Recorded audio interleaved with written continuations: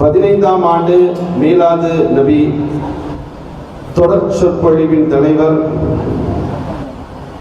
மயிலாடுதுறை அரசு டவுன் காசி மனாருல் மில்லத் ஹஜ்ரத் கிப்லா அவர்களே, தூத்துக்குடி மன்பவு சலா அரபிக் கல்லூரியின் முதல்வரும் பன்னூறு உலமா பெருமக்களை உலமாக்களை உருவாக்கி இருக்கக்கூடிய தமிழகத்தின் மிகச்சிறந்த பேச்சாளர் சங்கைக்குரிய இம்தாதுல்லா பாக்கவி ஹஜ்ரத் அவர்களே, திறனாய் சமூகம் தந்திருக்கின்ற நிர்வாக பிரமுகர்களே, ஜமாத்தார்களே, சமூகம் தந்திருக்கின்ற தாய்மார்களே, உங்கள் அத்தனை பேருக்கும் இஸ்லாத்தின் சலாம். அஸ்ஸலாமு அலைக்கும் வரஹ்மத்துல்லாஹி வபரகாத்துஹு. நபிகள் நாயகம் ஸல்லல்லாஹு அலைஹி வஸல்லம் அவர்களுடைய வரலாற்றை ஞாபகப்படுத்தவும், அவர்களின் புகழ் மாலையை பாடுவதற்கும், பெருமானாரின் முகப்பத்தை அதிகப்படுத்துவதன் மூலமாக அவர்களை பின்பற்றுவதை நோக்கி நகர்வதற்குமாக பல்வேறு நோக்கங்களோடு இந்த மீலாது விழா மஜ்லிஸ் நடத்தப்படுகிறது என்று ஹஜ்ரத் அவர்கள் சொன்னார்கள். அல்லாஹ் திருக்குர்ஆனிலே குறிப்பிடுகின்றான், கத் ஜாஅக்கும் நூருன் வ கிதாபுன் முபீன், உங்களிடத்தில் வேதமும் ஒரு வெளிச்சமும் வந்திருக்கிறது என்று குறிப்பிடுகிறான். வேதம் என்றால் அல் குர்ஆன் ஷரீஃப். இங்கே வரக்கூடிய நூர் என்பது நபிகள் நாயகம் ஸல்லல்லாஹு அலைஹி வஸல்லம் அவர்களை குறிக்கிறது. ஏன் நூர் என்று சொல்லுகிறான்? என்ன பொருத்தம் இது? வெளிச்சம்னு சொன்னா சூரிய வெளிச்சம் இருக்கிறது, அந்த வெளிச்சத்தில் நாம் உலகத்தை பார்க்கிறோம், பொருள்களை பார்க்கிறோம். இருளுக்குள்ளே இருந்தால் ஏதோ ஒரு வெளிச்சம் தேவைப்படுகிறது, வெளிச்சம் இருந்தால் தான் அந்த பொருளை பார்க்க முடியும்.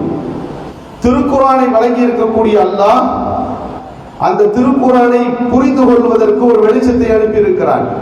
அந்த வெளிச்சத்தின் வாயிலாகத்தான் அந்த திருக்குர்ஆனை நாம் பார்க்க வேண்டும், புரிய முடியும், பின்பற்ற வேண்டும். எப்பெல்லாம் நபிமார்கள் வருகிறார்களோ அவர்கள் மட்டும்தான் வந்தார்கள். ஆனால் எப்போது இந்த உலகத்திற்கு வேதம் வந்ததோ அப்போதெல்லாம் அங்கே தூதர்கள் ரசூல்மார்கள் வருகிறார்கள். நபிமார்களுக்கும் ரசூல்மார்களுக்குமான வேறுபாடு இதுதான். காரணம், வேதத்தை மட்டுமே அனுப்பி வைத்து விட்டால் அந்த மக்களால் அதை பார்த்து புரிந்து கொள்ள முடியாது.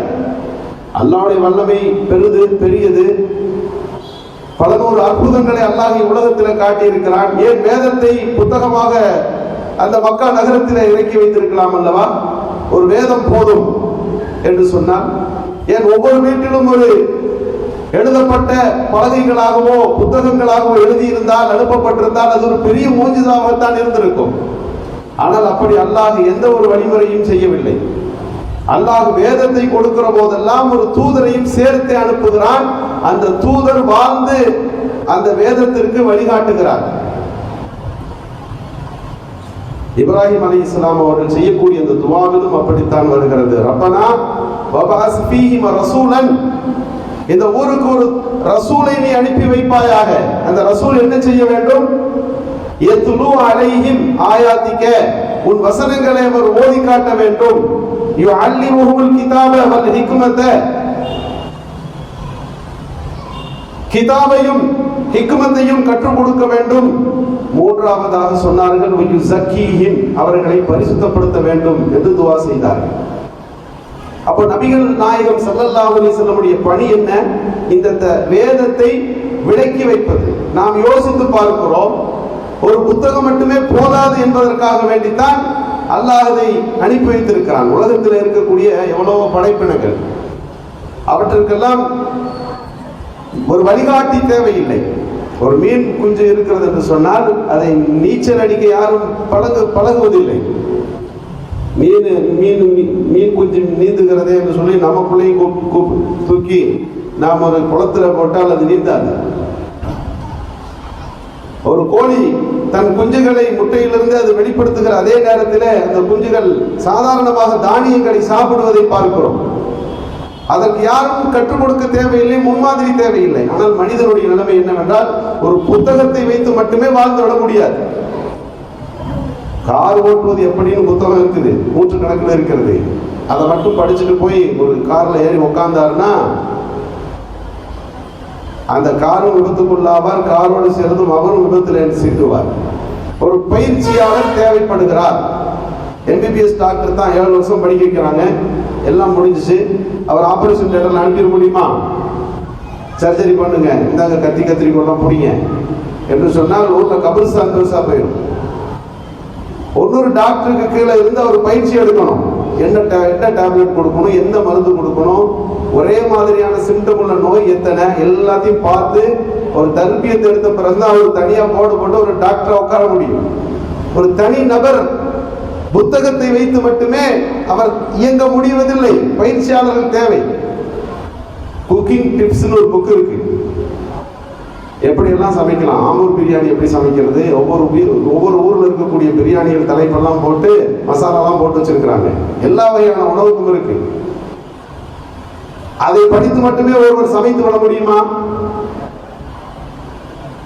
அங்கே இன்னொரு கீழே பணியாளராக இருந்து அவர் சொல்றப்ப ஒண்ணுனா எடுத்து கொடுக்கணும், அதை எடுத்து போடணும்.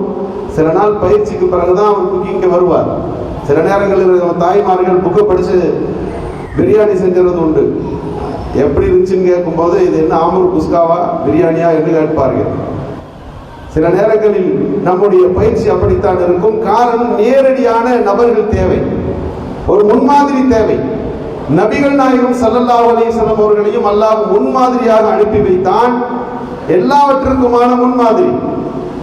இன்னைக்கு என்னன்னு சொன்னா, சுன்னத்தை பின்பற்றுதல் என்று நாம் சொன்னால் அது ஒரு சுருங்கிய ஒரு பொருளிலே இன்றைக்கு அது பொருள் பெற்று விட்டது. சாப்பிட்ற சுன்னத்து, மிஸ்வாக்கு போடுறது சுன்னத்து, இப்படியெல்லாம் நாம் சுருக்கி வைத்திருக்கிறோம். இத்திபாவு சுன்னா என்றால் நபிகள் பெருமானாருடைய எல்லா விஷயத்தையும் பின்பற்றுவது. அவர்கள் அஹ்லாக்கு நபிதான், முஆஷரத்து நபிதான். நபிகள் பெருமானாருடைய வாழ்வின் எல்லா துறைகளும் வழிகாட்டப்படுகிறது. ஒரு சிறந்த கணவரை தேடுகிறீர்களா? அன்னை ஆயிஷாவின் கணவர் நபிகள் பெருமானாரை பாருங்கள். ஒரு சீரான குழந்தை வளர்ப்பின் ஒரு பெற்றோரை பார்க்க விரும்புகிறீர்களா? அன்னை ஃபாத்திமாவின் தந்தை நபிகள் பெருமானாரை பாருங்கள். ஷாம் சிரியாவெல்லாம் பயணித்து ஆடு மேய்த்து பொருள் ஈட்டிய ஒரு வியாபாரியை பார்க்க விரும்புகிறீர்களா? நபிகள் பெருமானாருடைய வாழ்க்கையை படியுங்கள். பெருமானார் ஸல்லல்லாஹு அலைஹி வஸல்லம் வாழ்வின் கோலங்கள் அத்தனையிலும் படிப்பனைகளையும் பாடங்களையும் பெற்றிருக்கிறோம். அந்த படிப்பனைக்கு தான் இத்திபாவு சுன்னா என்று சொல்வது. நபி அவர்களை வாழ்வின் எல்லா பகுதிகளிலும் நம்ம பின்பற்ற வேண்டும்.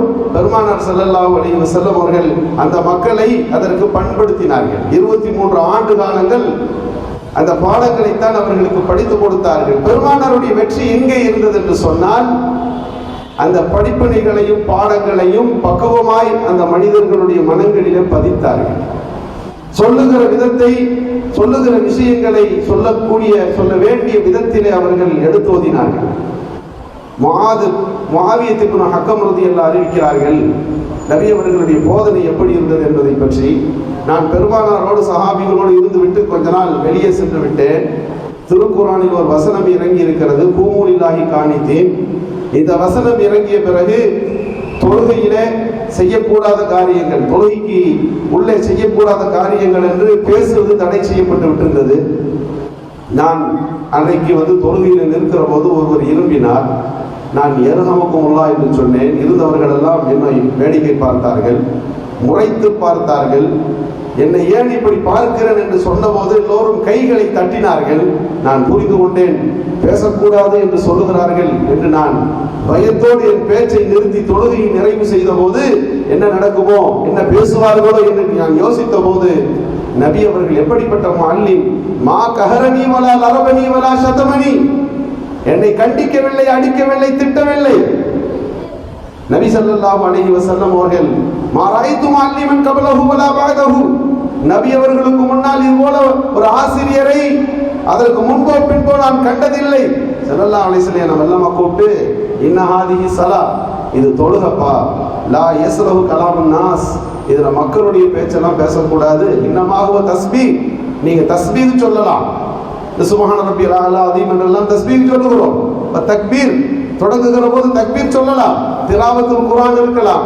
இதை தாண்டி சாதாரண மனித பேச்சுவார்த்தைகள் தொழுகையில் கூடாது என்று மென்மையாக எனக்கு போதித்தார்கள். நபி அவர்களுடைய வெற்றி எங்கே இருந்தது என்று சொன்னால் மக்களை அணுகிய விதத்திலே இருந்தது. சிறுவர்களை பெருமானார் கண்டால் சிறுவர்களோடு இணைந்து அவர்களிடத்திலே போதனைகளை மேற்கொள்வார்கள். ஒவ்வொரு பகுதியாக நபி அவர்களுடைய பயணம் இருந்தது. சிறுவர்களுக்கு நபி அவர்கள் எப்படியெல்லாம் தங்களுடைய நுபுவத்தின் போதனைகளை எடுத்து வைத்தார்கள். அமர் இப்னு சலமா ரலியல்லாஹு அவர்கள் அறிவிக்கிறார்கள், நபி அவர்களோடு நான் உணவு உண்டு கொண்டிருந்தேன். என்னை பார்த்து நபி ஸல்லல்லாஹு அலைஹி வஸல்லம் சொன்னார்கள், யா குலாம் சம்மில்லா, முதல்ல பிஸ்மில்லான்னு சொல்லுப்பா. குல் பி யமீனிக், உன் வலது கையில சாப்பிடு. குல்மா எலிக், உன்னை அடுத்து பக்கத்தில் இருப்பதை சாப்பிடு என்று எனக்கு ஒழுக்கம் கற்பித்தார்கள். சாப்பிடுவதிலே நபிகள் பெருமானார் ஸல்லல்லாஹு அலைஹி வஸல்லம் ஒழுக்கம் கற்பித்தார்கள். எப்படி செய்ய வேண்டும் என்று நமக்கு பாடம் நடத்தினார்கள். இன்றைக்கு நாம் நம்முடைய குழந்தைகளுடைய வாழ்க்கையை, கலாச்சாரத்தை நாம் பார்க்கிறோம். அவர்களுடைய ஒழுக்க மேம்பாடுகளை பற்றி யோசிக்கின்றோம். அவர்களுடைய எதிர்கால நலன் குறித்தெல்லாம் சிந்திக்கின்றோம். ஆனால் நல்லவற்றை நாம் எந்த அளவிற்கு நாம் முன்மாதிரியாக இருந்தவர்களுக்கு வழிகாட்டுகிறோம் என்பதை இந்த நேரத்தில் நாம் யோசிக்க வேண்டும். இப்னு அப்பாஸ் ரலியல்லாஹு அறிவிக்கிறார்கள், நபி அவர்களோடு ஒரு பயணத்தில் இருந்தேன். யஹ்ஃபதில்லாஹ் யஹ்ஃபதுக், நீ அல்லாஹ்வை நீ பாதுகாத்துக்கொள், அல்லாஹ் உன்னை பாதுகாப்பான். யஹ்ஃபதில்லாஹ், நீ அல்லாஹ்வை உன்னோடு நீ இருத்திக் கொண்டால் தஜிதுஹு தஜாஹுக், நீ அவனை உனக்கு முன்னால் இருப்பதை நீ பெற்றுக்கொள்வாய். இப்படியெல்லாம் ஒரு பெரிய கலிமாக்களை, நீண்ட வரிகளை நபிகள் ஸல்லல்லாஹு அலைஹி வஸல்லம் கொள்கையாக இப்னு அப்பாஸ் ரலியல்லாஹுக்கு போதிக்கிறார்கள். அவர்களின் வயது 12 என்பதாக ஹதீஸில் எழுதி தருகிறார். பார்க்கிற போதெல்லாம் நன்மைகளை ஏவுவதும் நல்ல விஷயங்களை போதிப்பதும், குழந்தைகள் தானே என்று பெரிய பெரிய விஷயங்களை சொல்லாமல் விட்டு விடுவதும் என்ற ரீதியிலே பெருமானாருடைய வாழ்க்கை இருக்கவில்லை. கிடைக்கிற போதெல்லாம் பணிகளை போதித்தார்கள், நல்ல விஷயத்தை போதித்தார்கள். இவர்கள் விளங்கிக் கொள்ள முடியுமா என்றெல்லாம் யோசிக்கவில்லை. சொல்ல வேண்டிய கருத்தை மனதிலே போட்டு வைத்தார்கள். ஹசன் ரலியல்லாஹு ஒரு பேரித்தம்பழத்தை எடுத்து சாப்பிட்ட போது நபி அவர்கள் நீ எடுப்பா என்று சொல்லி எத்ரஹா வாய்க்குள்ளே கையை விட்டதை எடுத்து வீசுகிறார்கள். அமாஷார்த்த அண்ணா லா நகுல் சதகா, காரணத்தையும் சொல்றாங்க. ஏன் சாப்பிடக்கூடாது தெரியுமா? இது சதக்கா பொருள், இது நமக்கு ஜாயிஸ் இல்லை. விளக்கம் சொன்னார்கள். வேளாண் தாய்மார்களே, இன்றைக்கு நாம் யோசிக்கிறோம், குழந்தைகளுக்கு கொடுக்க வேண்டிய பண்புகளை, பழக்க வழக்கங்களை நாம் சிறு வயதிலே ஊட்டாததின் விளைவு அவர்களுடைய உடையிலும் நடையிலும் பேச்சிலும் அவர்களுடைய வாழ்க்கையின் போக்கிலும் மார்க்கம் சார்ந்த வழிமுறைகளும் இல்லாமல் போகிறது. நபிகள் பெருமானார் ஸல்லல்லாஹு அலைஹி வஸல்லம் பெண்கள் இருக்கிற பகுதிக்கு வருவார்கள். ஒரு பெருநாள் தொழுகை முடிந்த போது பிலால் ரலியல்லாஹுவோடு நபிகள் ஸல்லல்லாஹு அலைஹி வஸல்லம் பெண்கள் இருக்கிற பகுதிக்கு வந்து சொன்னார்கள். பெண்களிடத்திலே போதிக்கின்றார்கள். உரீது அக்ஸர அஹ்லின் நார் யா மாஷர் நிசா, பெண்களே நரகத்திலே உங்களை அதிகமாக காணுகிறேன். என்ன காரணம் தெரியுமா? துக்ஸிர்ன லான, அதிகமா லானத்து செய்கிறீங்க. தக்ஃபுர்ன அஷீர, உங்கள் கணவர்களுக்கு நீங்கள் மாறு செய்கிறீர்கள் என்று நபிகள் ஸல்லல்லாஹு அலைஹி வஸல்லம் அவர்கள் சொன்னபோது, நீங்கள் திடகாத்திரமான ஒரு ஆணுடைய, வைராக்கியமான ஒரு ஆணை கூட நீங்கள் குழப்பி விடுகிறீர்கள், மிகைத்து விடுகிறீர்கள் என்று சொல்லி, உங்கள் அறிவிலும் கொஞ்சம் குறை, உங்கள் தீன்லையும் கொஞ்சம் குறை என்று சொன்னார்கள். இந்த பெண்கள் விடவில்லை. அமா நுக்சான் தீனினா வக்கலினா யா ரசூலல்லாஹ், நபியே எங்கள் அக்களிலே என்ன குறை, எங்க தீனிலே என்ன குறை என்று கேட்டபோது நபிகள் ஸல்லல்லாஹு அலைஹி வஸல்லம் அவர்கள் சொல்ல வந்ததை விளக்கினார்கள். உங்களை 2 பெண்ணின் சாட்சி ஒரு ஆணின் சாட்சிக்கு நிகராக இருக்கிறதா இல்லையா? ஒரு மாதத்தில் எல்லா நாட்களிலும் உங்களால் தொழுக முடியவில்லையே என்று போதிக்கின்ற போது அந்த பெண்கள் பெருமானாரிடத்திலே கேள்விகளை கேட்க நபி அவர்கள் வழிகாட்டுகின்ற அந்த பண்புகளை நாம் ஹதீசுகளிலே பார்க்கிறோம். இன்றைக்கு பல்வேறு நல்ல போதனைகளை, ஒழுக்கங்களை பெண் சமூகத்திற்கு நாம் சொல்ல கடமைப்பட்டிருக்கிறோம். யோசித்து பாருங்கள். இன்றைக்கு தாய்மார்களுடைய போக்குகள் கடந்த காலங்களில் இல்லாத அளவிற்கு பல்வேறு விதமான கலாச்சார சீர்கேடுகளை நாம் இன்றைக்கு பார்த்து கொண்டிருக்கின்றோம். சென்னையில ஒரு தலாக்கு, கணவர் அந்த பெண் மீது வைக்கிற ரிப்போர்ட் என்னன்னா, அவர் ஃபேஸ்புக்கில் இருக்கிறார். ஃபேஸ்புக் எல்லா செல்ஃபோன்லையும் தானப்பா இருக்குது, அது எது பிரச்சனையாச்சுன்னு கேட்டாங்க. அவர் சொன்னார், இல்லை, என் மனைவிக்கு 200 ஃபாலோவர்ஸ் இருக்கிறாங்க, 200 பேர் அவரை பின்பற்றி தொடர்கிறார்கள். காலையில் அவர் எழுந்த உடனே பல் துளைக்கி ஒரு போட்டோவை போடுறார், 200 பேர் அதுக்கு லைக் பண்ணுறாங்க. அவர் தன்னுடைய மனைவிக்கு இருக்கிற நண்பர்களை பற்றி சொன்னார். நான் ஃபேஸ்புக்கில் தான் வச்சிருக்கேன், வீட்டுக்குள்ளையா வைத்திருக்கிறேன் அந்த பெண் பதில் சொல்லுகிறார். இன்றைக்கு யதார்த்தமான சூழல், ஒரு மீடியா மோகம் வளர்ந்திருக்கிறது. எல்லாவற்றையும் செல்போனிலே பதிவு செய்கிறார்கள். ஒரு பெருநாள் முடிந்து நீங்கள் செல்போனை ஆன் செய்து பாருங்கள். தமிழக முஸ்லிம்களில் 300-400 குடும்பங்களில் இன்றைக்கு காலையில் இருந்து இரவு வரை என்ன நடந்தது அப்படியே பதிவு செய்து வைத்திருக்கிறார்கள். ஒரு திருமணமா, திருமணத்திற்கு முன்னால் நகை அணிந்த போட்டோக்களோடு வீடியோக்கள், வளைகாப்பா, எவ்வளவு நகைகளை போட்டு நின்றார்கள். முகம் திறந்த அந்த பெண்கள் நிற்கிற காட்சிகளை நீங்கள் சர்வசாதாரணமாக பார்க்க முடியும். இன்றைக்கு எல்லாரும் சமூக அந்த தளங்களில தங்களை எத்தனை பேர் பின்பற்றுகிறார்கள், எத்தனை பேர் லைக் போடுகிறார்கள், நாங்கள் போட்டதை எத்தனை பேர் ஷேர் செய்கிறார்கள். ஒவ்வொரு நாளும் செல்போனை எடுத்துக்கொண்டே வீட்டுக்குள்ளே நின்று கொண்டிருக்கக்கூடிய ஒரு மோசமான ஒரு கலாச்சார சீர்கேட்டுக்குள்ளே இன்றைய இஸ்லாமிய சமூகம் சிக்கியிருக்கிறது என்றால், பெண்களுக்கு நாம் சொல்ல வேண்டிய எத்தனை விஷயங்கள் இருக்கிறது. நபிகள் நாயகம் ஸல்லல்லாஹு அலைஹி வஸல்லம் பண்பாடுகளையும் போதித்தார்கள், ஆன்மீகத்தினுடைய தேட்டத்தையும் அந்த பெண்களிடத்தில் வளர்த்தார்கள். ஒரு கபிரிஸ்தான் வழியா போறாங்க, ஒரு பெண்மணி அழுது கொண்டிருக்கிறார் மகனின் மரணத்திற்காக. நபிகள் ஸல்லல்லாஹு அலைஹி வஸல்லம் அந்த பெண்ணிடத்தில் பொறுமையாக இருங்கள் என்று சொன்னபோது, வலா துபாலி அன்தபி முசீபத்தி, நீங்க இது போன்றதொரு முசீபத்தில் அகப்பட்டிருந்தீர்கள் என்று சொன்னால் இது போன்ற போதிக்க மாட்டீர்கள் என்ற கருத்தில் அவர்கள் சொன்னபோது, நபிகள் பெருமானார் அங்கிருந்து சென்று விடுகிறார்கள். வந்து பேசியது அல்லாஹ்வின் தூதர் என்று அவர்களுக்கு ஞாபகப்படுத்தப்பட்ட போது, அந்த பெண்மணி பெருமானாரிடத்தில் வந்து, யார் ரசூலல்லாஹ், நீங்க பொறுமையை பத்தி சொன்னீங்க, இப்ப நான் பொறுமையா இருக்கிறேன், பொறுமையை மேற்கொள்கிறேன் என்று சொன்னபோது நபி அவர்கள் ஆன்மீகத்தினுடைய அந்த சூட்சுமத்தை சொன்னார்கள்.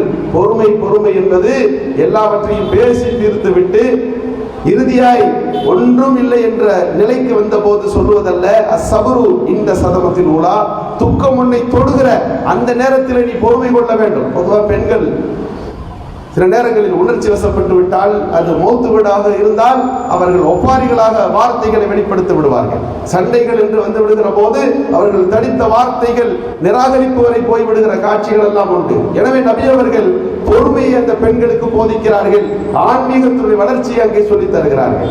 இப்படி நபிகள் நாயகம் ஸல்லல்லாஹு அலைஹி வஸல்லம் அவர்களுடைய போதனை குழந்தைகளை நோக்கி இருந்தது, பெண்களை நோக்கி இருந்தது. தன்னை சுற்றி இருக்கிற தோழர்களை ஒவ்வொரு நாளும் சரிபடுத்துவார்கள். சஹாபி ரலியல்லாஹு முடியோட வந்து உட்கார்ந்தார். அமாகான யஜிது ஹாதா மா யஸ்குனு பிஹி ஷாரா மா யுஸக்கினு பிஹி ஷாரா, ஏன் இவருக்கு ஒரு சின்ன சீப் இல்லையா, சீவிய வந்த முடியை சரியா வச்சுக்க மாட்டாரா, நபி அவர்கள் கேட்கிறார்கள். கரையோடு ஒரு சஹாபி வந்து அமர்ந்திருக்கிறார். மா யஜிது மா அன் யக்ஸுலு பிஹி சௌபா, இந்த ட்ரெஸ்ஸை கழுவிக்கிற மாதிரி ஹதீஸ்ல உள்ள வார்த்தை இதுதான். மாகான யஜிது ஹாதா, கொஞ்சம் தண்ணி அவருக்கு கிடைக்கலையா, அதை சரி செஞ்சுட்டு வந்து உட்காரலாம் இல்லையா. ஜடை முடிகளோடு வந்த போது இவர் அதை வெட்டி கொள்ள வேண்டாமா, நபியர்கள் கேட்கிறார்கள். சிகப்பு உடையோடு வந்த போது இது பெண்கள் அணிந்தால் நன்றாக இருக்குமே, தங்க மோதிரத்தோடு வந்த போது இது நமக்கு சரி, ஆண்களுக்கு இது சரியல்ல, போதித்துக் கொண்டே இருக்கிறார்கள். ஒரு பயணமா மழை பொழிகிறது, ஸல்லல்லாஹு அலைஹி வஸல்லம் சொல்கிறார்கள், இந்த மழை பொழிந்த உடனே இது இந்த நவீன், இது முத்திர்னாபி நவீன், இந்த நட்சத்திரத்தால் இந்த மழை பொழிந்தது என்று சொன்னால் அவர் காஃபிராகி விடுகிறார். முத்திர்னாபி ரஹ்மத்தில்லான்னு சொன்னால் அவர் முஸ்லிம் ஆகி விடுகிறார். ஒரு நட்சத்திரம் தான் இதை செய்கிறது என்கின்ற கொள்கை அவருக்கு இருக்குமானால் அல்லாஹ்வை அவர் நிராகரித்து விட்டார். கொள்கை பேசுகிறார்கள். மகனை அடக்குகிற போது அங்கே கிரகணம் பிடித்து விடுகிறது. ரசூலுல்லாஹ்வுடைய மகன் மௌத்தானனால தான் சூரிய கிரகணம் பிடிச்சிருச்சுன்னு எல்லாரும் பேசும்போது, தனி மனிதனின் மரணத்திற்காக சூரியன் கிரகணம் பிடிப்பதில்லை என்று அந்த இடத்திலே கொள்கையை போதிக்கின்ற நபிகள் பெருமானாரை பார்க்கிறோம். இப்படி மனித சமூகத்தினுடைய எல்லா தரப்பாரையும் தன் கவனத்திலே கொண்டார்கள். தூது வந்த வீரர் என்று சொல்வார்கள். தெருக்களிலும் ஊர்களிலும் நகரங்களிலும் நபி அவர்களுடைய பயணம் இருந்து கொண்டே இருந்தது. பார்க்கிற கேட்கிற எல்லாவற்றையும் சரி செய்து கொண்டே இருந்தார்கள். மனித சமூகத்தினுடைய முழு முன்மாதிரியாக நபி அவர்களுடைய போதனை இருந்தது. அந்த போதனைகளை பின்பற்றுகின்ற ஆர்வம் வர வேண்டுமானால் அவர்கள் மீது முகப்பத்து வரணும், அவர்கள் மீது அன்பு வர வேண்டும். அந்த அன்பு தான் அவர்களை பின்பற்றுவதை நோக்கி நம்மை நகர்த்தும். அந்த அன்பை உருவாக்குவது தான் இந்த மஜ்லிஸ்கள், மௌலூத் மஜ்லிஸ்களாக இருக்கலாம், சீரத்து நபி விழாக்களாக இருக்கலாம். இந்த இது போன்று நாம் எடுக்கக்கூடிய இந்த விழாக்களுக்கான நோக்கமாக இருக்கின்றன. அல்லாஹ் சுப்ஹானஹு வ தஆலா அன்னலார் மீது அன்பு கொள்வதற்கும் அதன் மூலம் நாளை மறுமையிலே அவர்களுடைய சிபாரிசிற்கு சொந்தக்காரர்களாக ஆகின்ற நல்ல தகுதியை, தௌஃபீகை நம் அத்தனை பேருக்கும் அல்லாஹ் நசீபாக்குவானாக. அஸ்ஸலாமு அலைக்கும் வரஹ்மத்துல்லாஹி வபரகாத்துஹு.